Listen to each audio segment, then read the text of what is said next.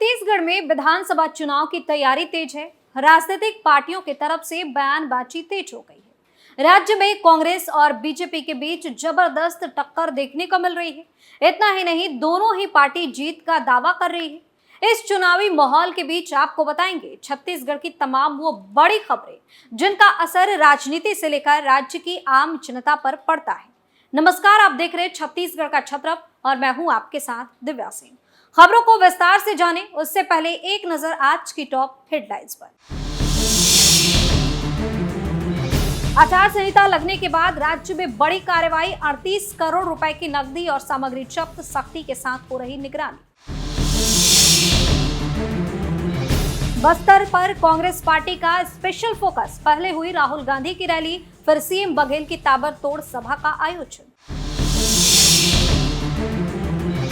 Deputy CM Devendra Fadnavis का रायपुर दौरा, कांग्रेस सरकार पर बोला हमला, कहा राहुल गांधी की रैली से आती है गजनी फिल्म की याद।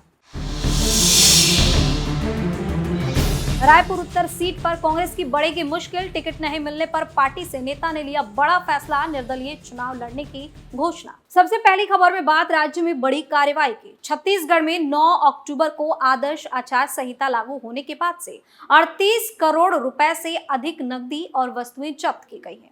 अधिकारियों ने इसकी जानकारी दी। अधिकारियों ने बताया कि राज्य में विधानसभा चुनाव के लिए आदर्श आचार संहिता लागू होने के बाद से 29 अक्टूबर तक 38 करोड़ 34 लाख रुपए से अधिक की अवैध धन राशि और वस्तुएं जब्त की गई हैं। इसमें 10 करोड़ 11 लाख रुपए की नगद राशि भी शामिल है। उन्होंने बताया कि प्रवर्तन एजेंसियों ने निगरानी के दौरान 29 अक्टूबर तक 30,840 लीटर अवैध शराब जब्त की, जिसकी कीमत 90,87,532 रुपए है।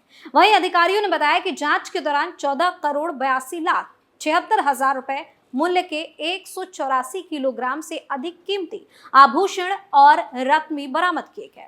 इसके अतिरिक्त 9 करोड़ 50 लाख रुपए से अधिक मूल्य की अन्य सामग्री भी जब्त की गई है। आगे कहा कि राज्य की मुख्य निर्वाचन पदाधिकारी रीना बाबा साहब कंगाले ने विधानसभा चुनाव के दौरान कानून व्यवस्था बनाए रखने के लिए आवश्यक कार्रवाई किए जाने के संबंध में सभी जिला निर्वाचन अधिकारियों और पुलिस अधीक्षकों को दिशा निर्देश जारी किए हैं। राज्य में विभिन्न प्रवर्तन एजेंसियों के माध्यम से धन और वस्तुओं के अवैध परिवहन और संग्रहण पर कड़ी नजर रखी जा रही है। बता दें कि छत्तीसगढ़ के 90 सदस्यीय विधानसभा के लिए 7 और 17 नवंबर को 2 चरणों में मतदान होगा। पहले चरण में 20 सीटों पर और दूसरे चरण में 70 सीटों पर मतदान होना है। मतों की गिनती 3 दिसंबर को होगी। दूसरी खबर में बात कांग्रेस पार्टी के स्पेशल फोकस की। छत्तीसगढ़ के बस्तर संभाग की 12 विधानसभा सीटों पर 7 नवंबर को प्रथम चरण में होने वाले मतदान के लिए एक हफ्ता ही रह गया है। ऐसे में लगातार भाजपा, कांग्रेस और अन्य राजनीतिक दलों के स्टार प्रचारक बस्तर पहुंच रहे हैं और अलग अलग विधानसभाओं में चुनावी सभा को संबोधित भी कर रहे हैं। मुख्यमंत्री भूपेश बघेल भी लगातार बस्तर संभाग का दौरा करते नजर आ रहे हैं।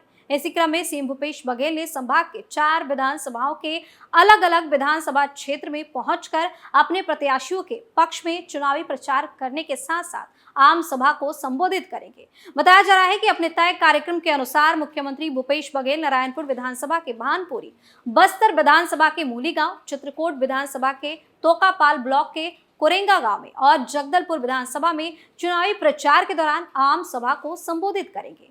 मुख्यमंत्री के कार्यक्रम को देखते हुए सभी कांग्रेसियों ने अपनी पूरी तैयारी कर ली है। बस्तर संभाग में प्रथम चरण में मतदान होना है और चुनाव प्रचार के लिए केवल 5 दिन ही बच गए हैं।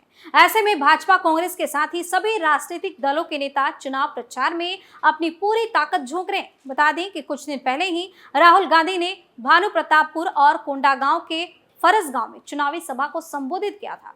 इसके बाद उप मुख्यमंत्री टीएस सिंहदेव ने भी बस्तर संभाग के अलग अलग विधानसभा में दौरा कर चुनावी प्रचार में शामिल होने के साथ ही आम सभा को भी संबोधित किया। वहीं अब मुख्यमंत्री भूपेश बघेल अपने 1 दिवसीय प्रवास पर बस्तर पहुंचे हुए। इस खबर में बात फडणवीस के तरफ से राहुल गांधी पर किए गए हमले की। महाराष्ट्र के उप मुख्यमंत्री देवेंद्र फडणवीस ने कांग्रेस नेता राहुल गांधी पर हमला बोला है।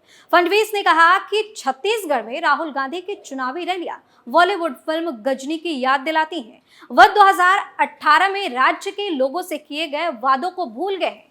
रायपुर पहुंचे फडणवीस ने पार्टी कार्यालय में मीडिया को संबोधित करते हुए आरोप लगाया कि राज्य में शराब घोटाले से प्राप्त कथित भ्रष्टाचार का पैसा चुनाव में खर्च किया जा रहा है। भाजपा नेता ने दावा किया कि राहुल गांधी और मुख्यमंत्री भूपेश बघेल की कुछ रैलियों को देखने के बाद मुझे गजनी फिल्म की याद आ गई। उन्हें उनकी याददाश्त काफी कमजोर होने लगी है और यूं कहे कि उनकी याददाश्त कमजोर होने की बीमारी है। उन्होंने 2018 में जो भी वादे किए थे उसे भूल गए और नए सिरे से झूठ बोलना फिर से शुरू भी कर दिया। छत्तीसगढ़ में कथित शराब घोटाले को लेकर कांग्रेस सरकार पर निशाना साधते हुए उन्होंने कहा कि राज्य सरकार ने नकली होलोग्राम बनाने में मदद की और 2000 करोड़ रुपए कमाया, जिसे अब चुनाव में खर्च किया जा रहा है। वहीं फडणवीस ने कहा कि लोग शराबबंदी वादे के बारे में पूछ रहे हैं, लेकिन उन्हें अब यह याद नहीं है। उन्होंने कहा कि कांग्रेस ने एयर एम्बुलेंस शुरू करने का वादा किया था, लेकिन वे सामान्य एम्बुलेंस सेवाएं चलाने में भी सक्षम नहीं रहे। कथित पीएससी यानी कि लोक सेवा आयोग घोटाले का जिक्र करते हुए उप मुख्यमंत्री ने कहा कि छत्तीसगढ़ पहला राज्य है जहां नौकरी पाने के लिए आपको राजनेताओं या नौकरशाहों का बेटा बेटी होना जरूरी है। वहीं गाय के गोबर खरीद योजना में कथित भ्रष्टाचार को लेकर बघेल सरकार पर निशाना साधते हुए कहा कि हमने सुना था कि बिहार में किसी ने चारा खा लिया, लेकिन छत्तीसगढ़ में उन्होंने गोबर खा लिया। प्रियंका गांधी के छत्तीसगढ़ में रसोई गैस सिलेंडर पर 500 रुपए की सब्सिडी देने के वादे पर भाजपा नेता ने कहा कि मोदी जी पहले से ही 400 रुपए की सब्सिडी दे रहे हैं। और अब आखिरी खबर में बात कांग्रेस की बढ़ने वाली मुश्किल की। छत्तीसगढ़ में विधानसभा चुनाव के दूसरे चरण के लिए नामांकन दाखिल करने का समय 30 अक्टूबर को ही समाप्त हो चुका है। कांग्रेस और बीजेपी ने सभी 90 सीटों पर अपने प्रत्याशी मैदान में उतार दिए हैं, लेकिन इस बीच कई सीटों पर कांग्रेस को बगावत का सामना करना पड़ रहा है। इसी में एक सीट रायपुर उत्तर की है, जहां कांग्रेस ने विधायक कुलदीप जुनेजा को फिर से मौका दिया है, लेकिन रायपुर नगर निगम में कांग्रेस की तरफ से एमआईसी मेंबर अजीत कुकरेजा ने बगावत तेज कर दी है। पार्टी से टिकट नहीं मिलने पर नाराज कुकरेजा ने शक्ति प्रदर्शन कर निर्दलीय नामांकन दाखिल कर दिया। दरअसल रायपुर उत्तर विधानसभा निर्वाचन क्षेत्र से कांग्रेस पार्टी से 15 साल तक जुड़े रहे अजीत कुकरेजा ने पार्टी के फैसले को नकारते हुए निर्दलीय नामांकन दाखिल किया है। नामांकन के पहले घड़ी चौक स्थित छत्तीसगढ़ महतारी का आशीर्वाद लिया।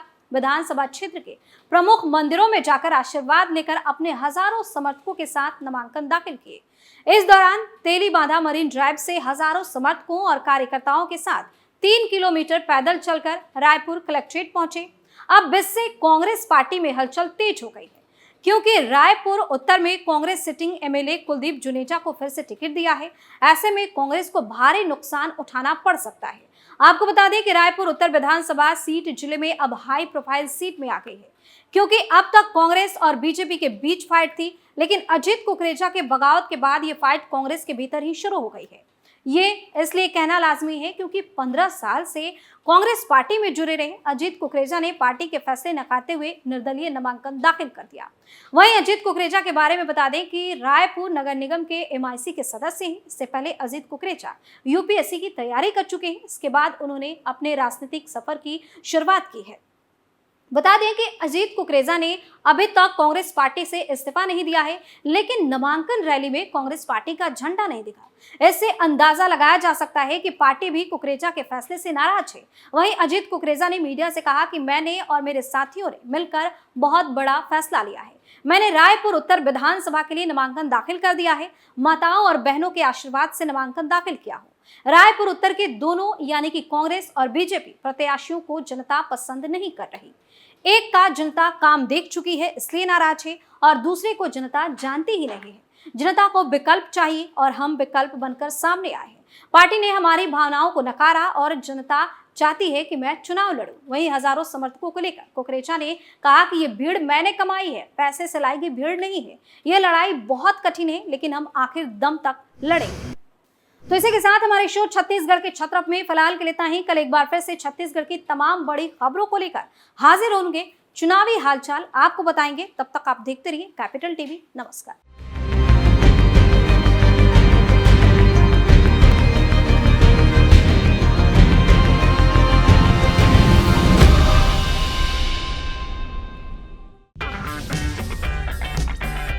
अगर आपको हमारा वीडियो पसंद आया हो तो इसे लाइक करें, हमारे चैनल को सब्सक्राइब करें और हाँ, बेल आइकन दबाना ना भूलें ताकि आप तक हमारे वीडियो की नोटिफिकेशन पहुंचती रहे। आप अपना सुझाव हमें कमेंट बॉक्स में दे सकते हैं। हमारे साथ जुड़ने के लिए शुक्रिया।